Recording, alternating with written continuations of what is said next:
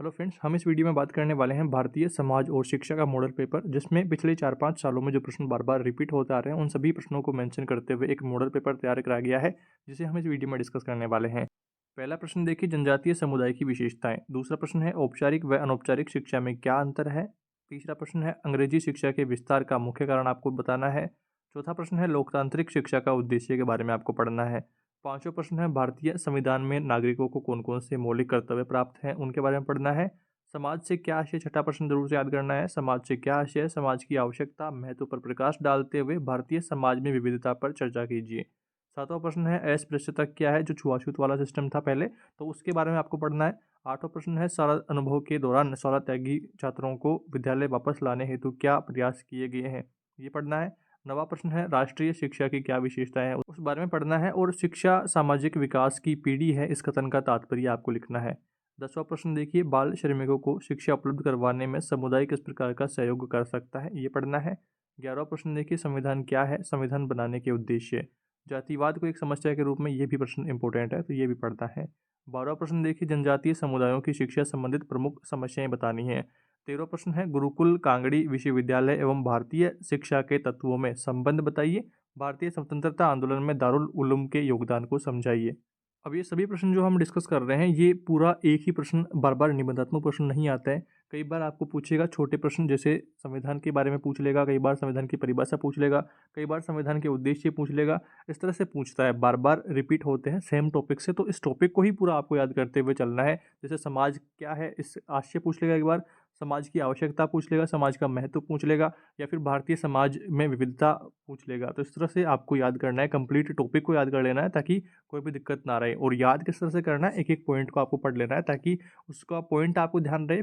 फिर उसमें लैंग्वेज आप अपने मन से जोड़ जोड़ करके लिख देना, कोई भी दिक्कत नहीं रहने वाली है। इसके बाद में 14वां प्रश्न है, महात्मा गांधी की बुनियादी शिक्षा के पाठ्यक्रम को समझाइए। नागरिकता से आप क्या समझते हैं, एक नागरिक के प्रमुख कार्य बताइए। और आप जब पिछले सालों के पेपर उठा करके देखेंगे, तो आपको महात्मा गांधी के बारे में काफ़ी सारे प्रश्न मिलेंगे, बुनियादी शिक्षा के बारे में और नागरिकता के बारे में, जो कि अलग अलग सालों में अलग अलग रिपीट होते रहते हैं सेम टॉपिक से।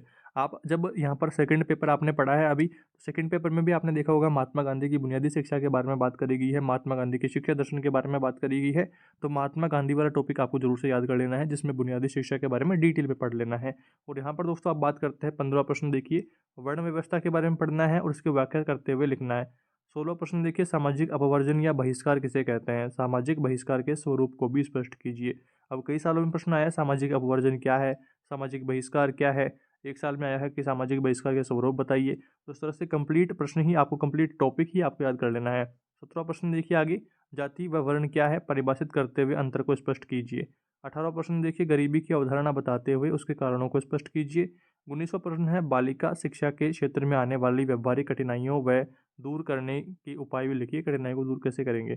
और गांधी जी के अनुसार शिक्षा के कौन कौन से उद्देश्य हैं, ये भी बताना है। 20वां प्रश्न देखिए, गुरुकुल कांगड़ी शिक्षा की विशेषताएं। 21वां प्रश्न है, राजस्थान की विविधता। अभी हमने वहाँ पर ऊपर देखा था प्रश्न भारत की विविधता, और यहाँ पर है राजस्थान की विविधता। दोनों के बारे में आपको पढ़ना है, दोनों काफ़ी सिमिलर हैं, तो ज़्यादा दिक्कतें आपको पढ़ने में नहीं रहेगी। 22वां प्रश्न है, घुमक्कड़ समुदायों के लोगों का समाजीकरण और शिक्षा पर प्रकाश डालिए। 23वां प्रश्न है, भारतीय संविधान की प्रस्तावना की विवेचना कीजिए। 24वां प्रश्न है, सच्चर समिति की समस्याओं को लिखिए। 25वां प्रश्न है, ज्योतिबा फूले के शिक्षा दर्शन का वर्णन कीजिए। ज्योतिबा भाई फूले के बारे में कंप्लीट डिटेल में आपको पढ़ लेना है। 26वां प्रश्न है, बालिका शिक्षा के समाधान। इन कारणों के नामों का उल्लेख कीजिए। बालिका शिक्षा में जो समस्याएं हैं उनके बारे में आपको पढ़ना है। और यहाँ पर थोड़ा सा मिसप्रिंट हो गया प्रश्न में, ये 27वां प्रश्न 26वां लग गया है। तो यहाँ पर अगला प्रश्न है, सामाजिक स्थिरीकरण में मैक्स वेबर का सिद्धांत आपको पढ़ना है। उसके बाद में अगला प्रश्न है, जाति व जनजाति में अंतर पढ़ना है। 28वां प्रश्न है, जनजातीय समुदायों से आप क्या समझते हैं, जनजातीय समुदायों के क्षेत्रीय विस्तार को समझाइए।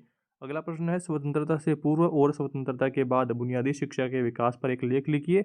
और जो बुनियादी शिक्षा है वह आज़ाद भारत में किस प्रकार से असफल हुई, ये पढ़ना है आपको, विभिन्न कारण उसके लिखने हैं। तो इस तरह से ये कुछ महत्वपूर्ण प्रश्न हैं जो पिछले 4-5 सालों में रिपीट हो रहे हैं।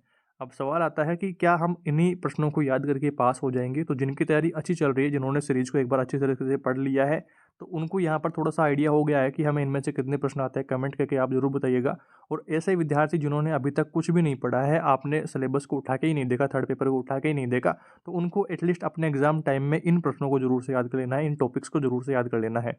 जिससे आपका पेपर आसानी से पास हो जाएगा। अब अगला सवाल आता है कि हमें इन प्रश्नों के उत्तर कहाँ पर मिलेंगे? तो इन प्रश्नों के उत्तर अगर आपके पास सीरीज़ है या बुक है तो वहाँ पर आपको आसानी से मिल जाने वाले हैं। अगर आपके पास बुक या सीरीज़ नहीं है तो डिस्क्रिप्शन में प्लेलिस्ट का लिंक दिया हुआ है। चैनल पर मैंने इंपॉर्टेंट नोट्स के वीडियो डाले हुए हैं, उनमें देख कर के आप अपने एग्ज़ाम की तैयारी अच्छी तरीके से कर पाएँगे। इस वीडियो में दोस्तों इतना ही। वीडियो को लाइक ज़रूर करें, अपने दोस्तों तक भी शेयर करें। चैनल पर नए हैं तो सब्सक्राइब कर लें इसी तरह के इंपॉर्टेंट वीडियोज़ के लिए। Thank you for watching this video.